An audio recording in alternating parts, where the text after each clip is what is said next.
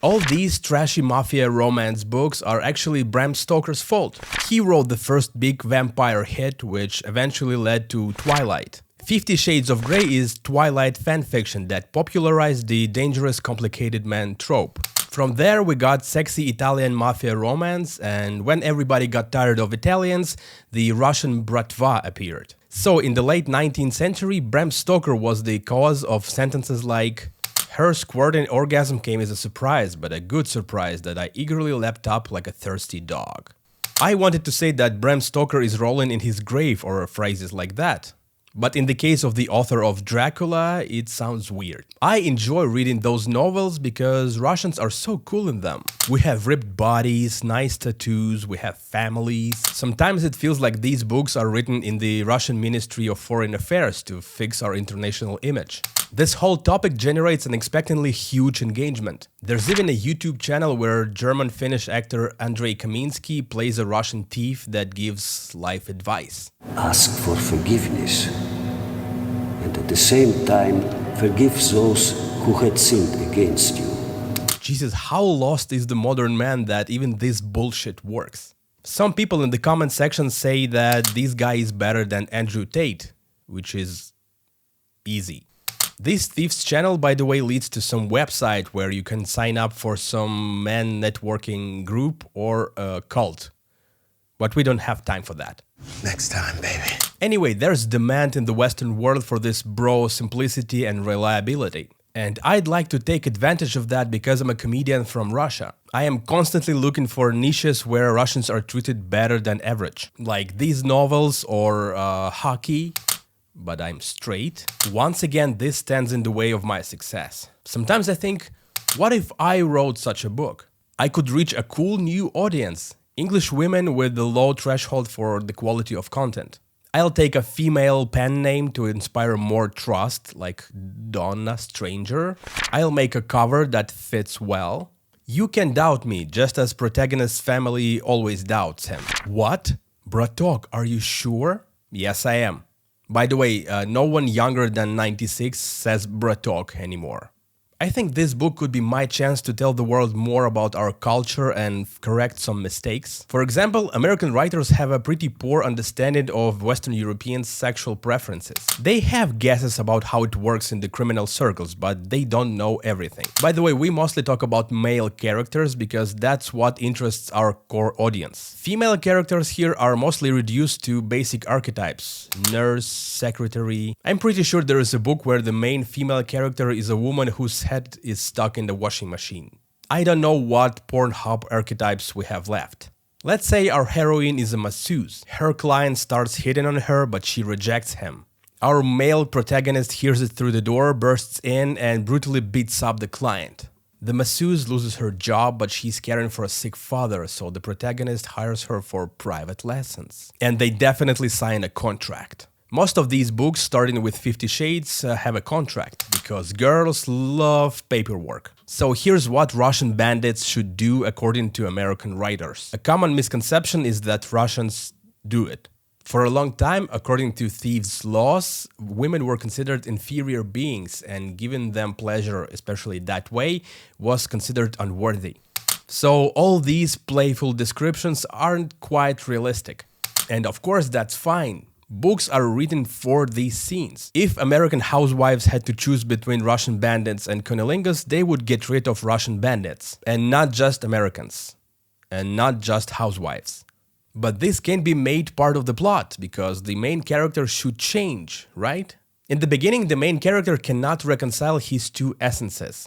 Man in love in the Pakhan, the head of Bratva. And at the end, he should become master of two worlds. What if his attitude toward going down on women becomes an illustration of how our hero changes throughout the book? Say, at the beginning he refuses to do it because some 19th century Russian criminal law forbids him to. Then he realizes that he wants to make his woman happy, so he has to. Maybe he even gathers his consigliere and discusses with them whether cunnilingus will undermine his authority on the East Coast.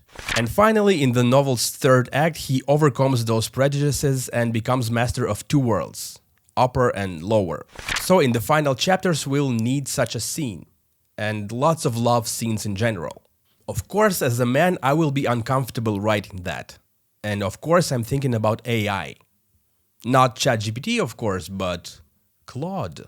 Claude sounds like AI for writing sex scenes, for vibe coding and sex scenes. If the hero overcomes something inside himself, the scene will feel more earned, I guess. To be fair, I should say that recently the Russian Mafia allowed men to go down on women. For some reason, this information was published on a website about ecology. I don't know why. Probably because those criminals are animals. Okay, what else do American women expect from Slavic men?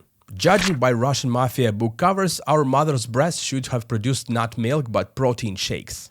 Seriously, if these guys have time for both committing crimes and going to the gym, then nothing but respect. By the way, here's what a Russian criminal looks like on the cover of Mark Galeotti's book The Vori. Obviously, it's not a novel, it's a non-fiction book.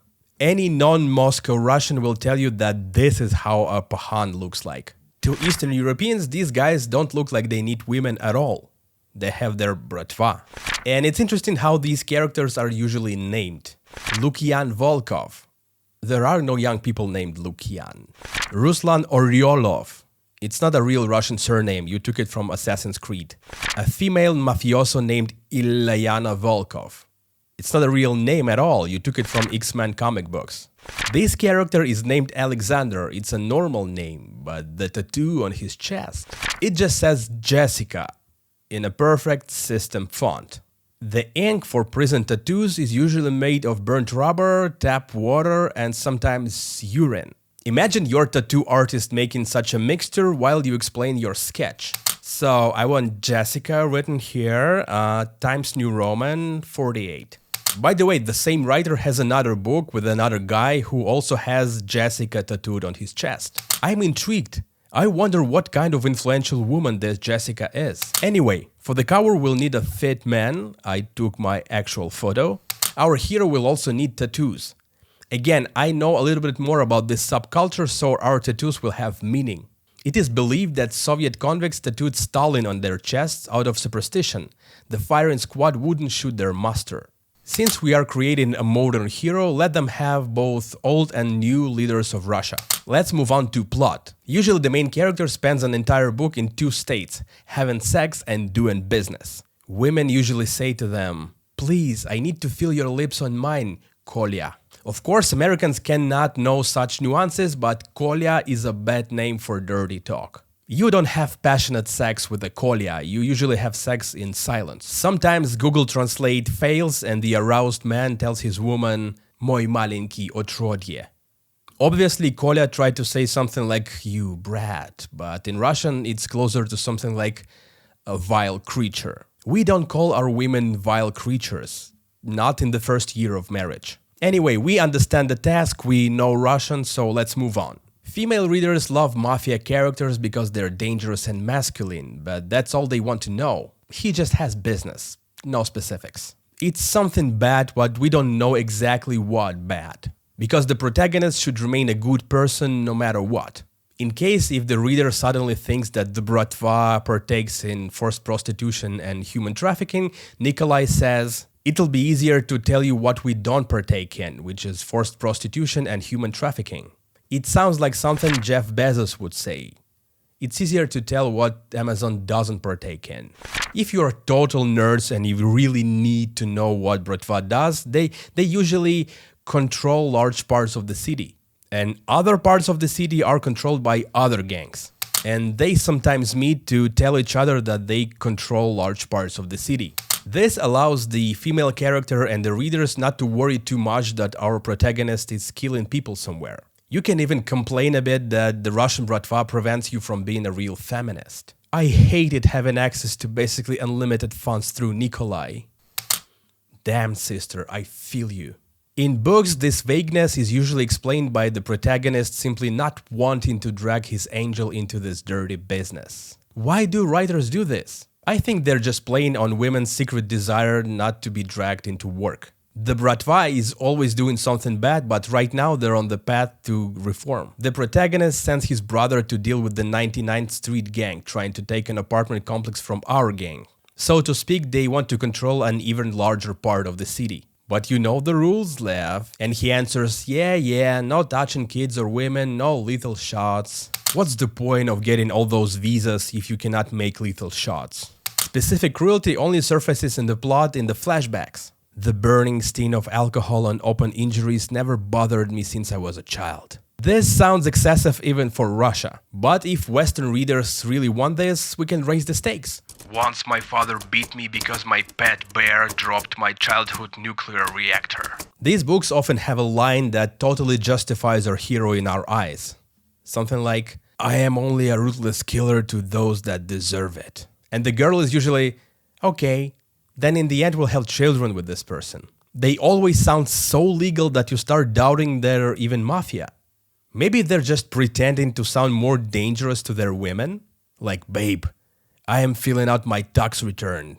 This can get messy. What if at the end of The Godfather they all gather in the office to choose a medical insurance plan for their employees? All those abstract mafiosos with their business always sound like Vincent Adultman from BoJack Horseman. I went to the stock market today. I did a business. I would give our protagonist some illegal activity that can be easily made legal. The Corleone family had olive oil because they were Italian. What can normal young Russians produce? Well, of course, code. Say they're laundering money through online casinos, but in the end they stop doing it. They'll become a real casino. They'll employ tons of developers and advertise on Drake's socials. Basically 100% legal business. 85% legal business. And this will better match the beliefs of criminals in these books. In several such novels, I saw the hero explicitly state his wife is his equal partner. I don't think you'll be surprised, but in reality it's not like that. If you grew up in a post-Soviet city, you often hear stories about how a real bro had to choose between the bratva and a woman, and he chose the bratva.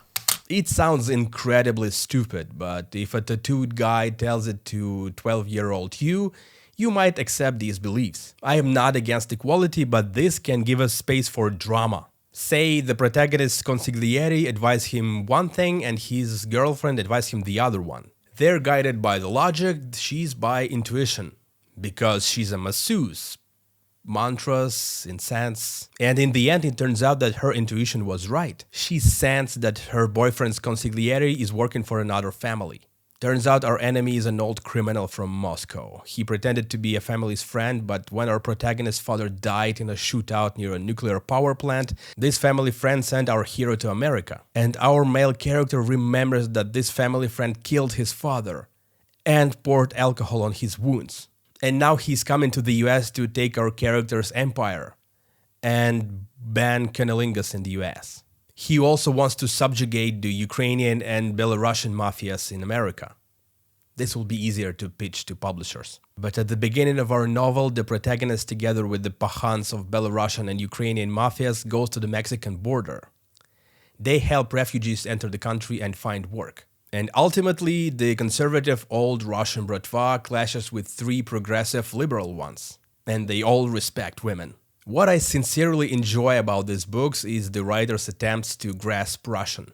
Of course, it still sounds like the Clockwork Orange, but it's still so cute. Trachni tebya, muzhik, Lev groaned. The writer here typed "fuck you man" into Google Translate. But we just don't have that in Russian. In Russian it sounds like you just wish someone to be fucked by a man. And it's not always an insult. Isus chertov Christos.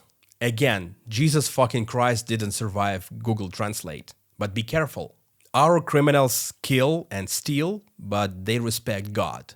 Anyway, I think we have everything to compete with the local writers on Amazon. So, our protagonist is a Russian-origin hunk who runs the Russian mafia in the US. He manages semi-legal online casinos where women and children are banned. He kidnaps a masseuse but falls in love with her and they become a couple. Lots of sex, lots of sex, lots of sex. Then, using her developed intuitions, she helps identify the rat in the Russian mafia. The good Russian mafia defeats the bad Russian mafia. They build a new legal business and a strong traditional family.